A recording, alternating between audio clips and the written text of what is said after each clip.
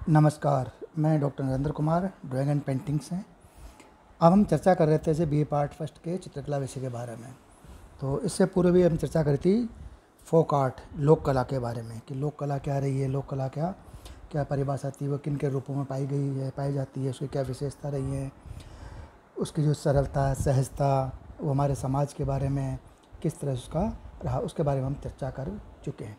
अब हम नए टॉपिक पर चर्चा कर रहे हैं, कला और प्रकृति, यानी आर्ट एंड नेचर। तो कला और प्रकृति का क्या संबंध रहा, कला और प्रकृति किस रूप से आपस में एक दूसरे के पूरक रही है।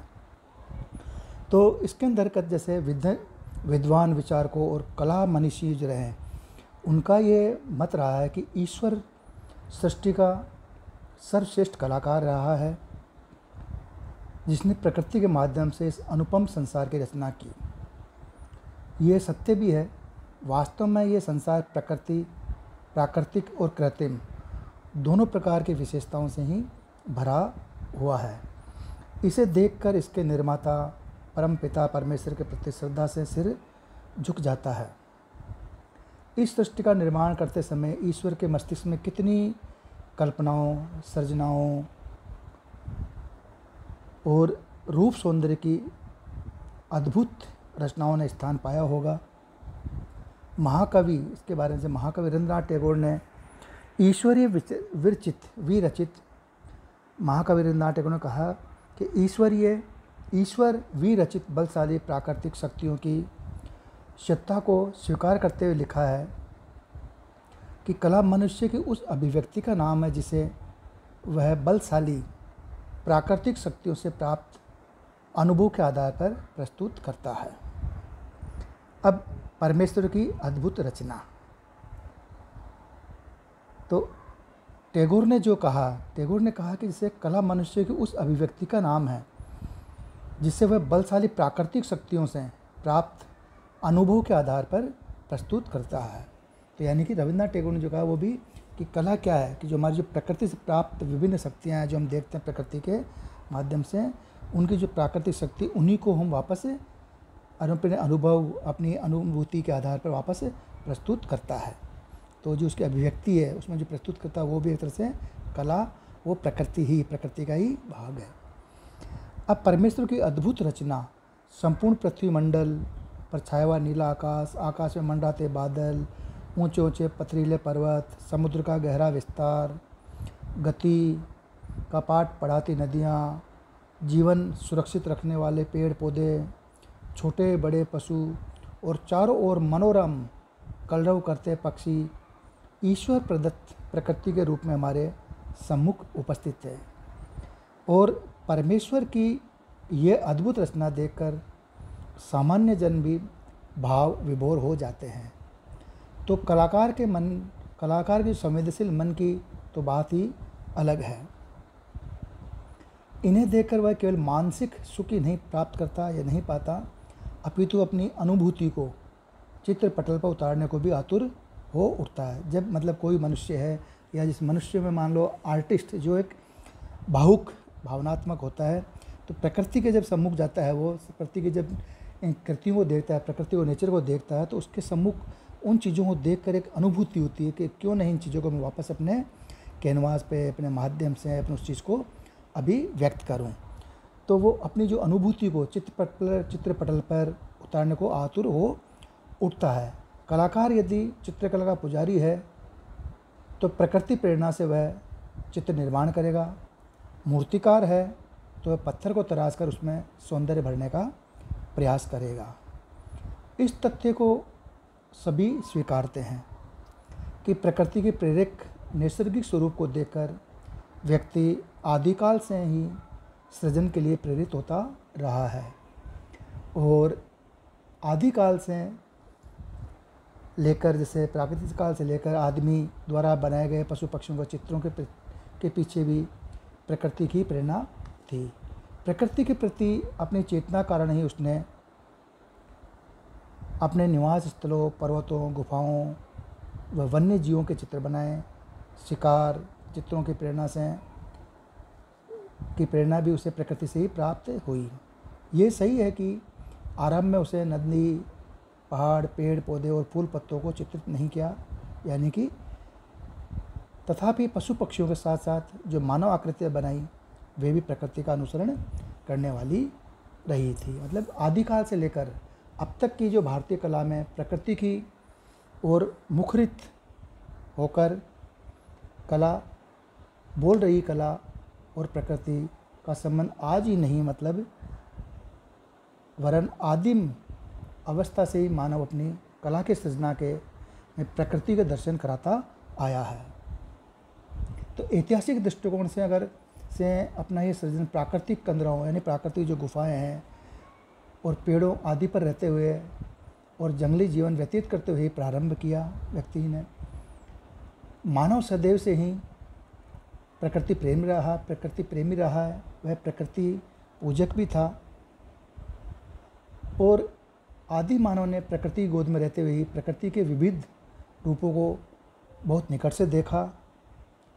उसके भयंकर रूप जैसे आंधी, पानी, आग, तूफान आदि, और उसके सुंदर रूप जैसे बताया पहले कि पहाड़, नदियाँ, वृक्ष, हरी भरी घाटियाँ, झरने, कलकल करती नदियाँ आदि देखकर वह आश्चर्यचकित रह गया होगा और संभवतः उसी से प्रेरणा ग्रहण कर उसने कला की रचना की होगी। सर्वप्रथम आदि मानव गुफाओं की दीवारों और चट्टानों आदि पर प्रकृति से ही निर्मित पृष्ठभूमि पर प्रकृति प्रदत्त यानी जो प्रकृति से प्रदान की हुई जो तूलिकाएँ हैं, अर्थात पेड़ों की जो टहनियों से बनी तूलिकाओं, पत्थर के औजारों के माध्यम से चित्र बनाने प्रारंभ किए और उसने प्राकृतिक रंगों को ही उसमें भरा। उसने शिकार के दृश्यों, जंगली जानवरों जैसे सुअर, भैंसा, बारहसिंगा, हिरण आदि का चित्रण किया। आगे चलकर मानव जाति और सभ्यता के विकास के साथ ही मानव ने इससे आगे बढ़कर अन्य तत्वों की रचना भी की, जैसे पशुओं की बलि, धार्मिक कर्मकांड, हवन व यज्ञ आदि। ऐसा उसने संभवतः प्राकृतिक प्रकोप से बचने के लिए किया। अपनी कला में उसने कुछ नवीन प्रयोग, नवीन प्रतीक चिन्हों को भी जोड़ा, जैसे सूर्य, चंद्रमा आदि, साथ ही कुछ अन्य ज्यामितीय स्वरूपों के माध्यम से भी प्रकृति की रचना करने लगा। उसने प्रकृति में से कुछ वृक्षों जैसे पीपल, बरगद, तुलसी, केले आदि की भी पूजा करना शुरू किया और अपने चित्रों में इन्हें स्थान भी दिया।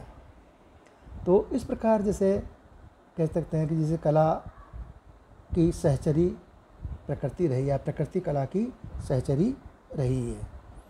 अब इस वजह से हड़प्पा, आगे जैसे हम और ऐतिहासिक दृष्टि से देखते हैं तो हड़प्पा और मोहनजोदड़ो खुदाई से हमें सिंधु काल की सभ्यता के अनेक कलात्मक उदाहरण भी प्राप्त हुए हैं। उनमें उनसे इस तथ्य की पुष्टि होती है कि प्रागैतिहासिक काल से लेकर जब मनुष्य ने इतिहास काल की सभ्यता में प्रवेश किया तब भी वह नैसर्गिक चित्रण को नहीं भूल पाया और अपनी विभिन्न अभिव्यक्तियों में उसने प्रकृति को अपना विषय बनाया। पशुओं की अनेक मूर्तियों तथा खुदाई से प्राप्त मोहरों व वन्य जीवों की जो आकृतियाँ बनी हैं वे प्रकृति से आदमी के तादात्म्य की ही प्रतीक मानी जाती है। यानी कि उसके आपस में जैसे जो भी आज हमारे जो पुराने सिक्के मिले हैं, मूर्तियाँ मिले, उनमें जो पशु हैं, मानव आकृतियाँ हैं, तो वो एक मनुष्य की प्रकृति के प्रति अपना प्रेम, अपना आत्मसम्मान या प्रकृति के प्रति उसका जो सम्मान था या प्रकृति के प्रति जो उसकी नेचर के प्रति जो उसकी अभिव्यक्ति थी उसको उसने अपना विषय बनाया। तो उसके अलावा जैसे मान लो मौर्य काल है, शुंग काल है, गांधार है, मथुरा और गुप्त काल में बनी विशुद्ध भारतीय परिवेश की प्राचीन मूर्तिकला भी इस तथ्य की गवाह है कि सभ्यता के काल में मनुष्य प्रकृति के अधिक करीब आया और उसने जीव जंतुओं तथा लता बेलों से अपने मूर्ति फलकों की पर्याप्त सज्जा की।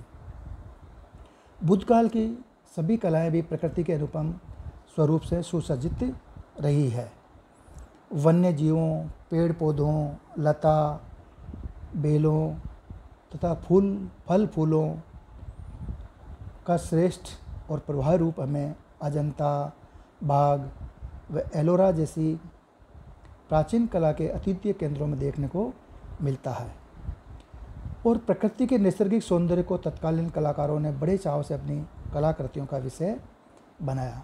जैसे अजंता के गुफा चित्रों में हम प्रकृति के मनोरम संसार की झलक अनेक चित्रफलकों में देख सकते हैं, जिसमें जैसे कमल दल है, लता, आलेखन है, गज है, मीन आदि भारतीय पौराणिक दृष्टि से मंगल भावना के प्रतीक रहे हैं। यहाँ भारतीय पुष्पों में जैसे मैंने बताया कमल को अत्यंत श्रेष्ठ स्थान दिया गया है और शुंग, मौर्य तथा गुप्तकालीन कला में भी प्रकृति के विभिन्न अवयवों को प्रेरणा ली गई है।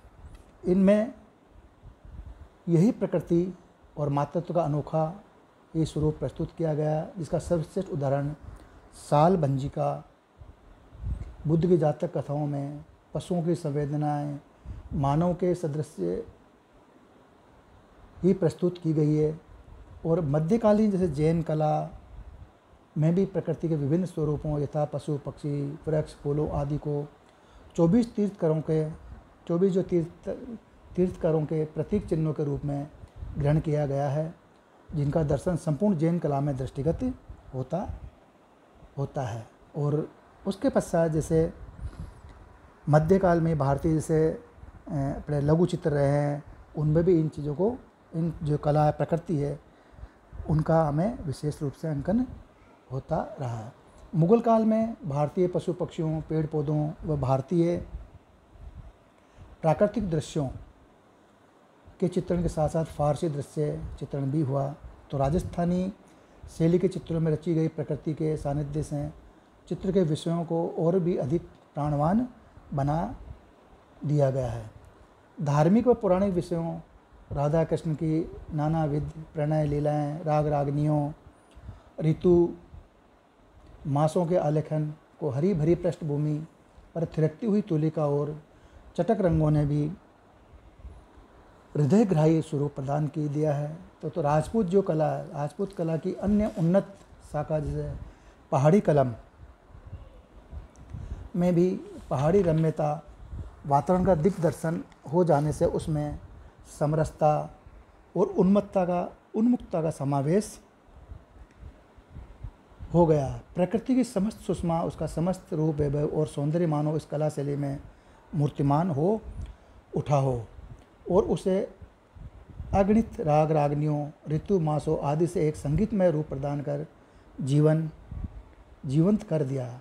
भारतीय प्रकृति के चिर परिचित अवयव यथा पशु पक्षी, तरंगों में विचरण करती उतराती मछलियों, हरे भरे पुष्पित वृक्ष व पौधे, फूल पत्तियों आदि उदात्त भावना व्यजित करते हुए कला के संस्कार और मार्जन में मानो एकाकार हो उठे हो।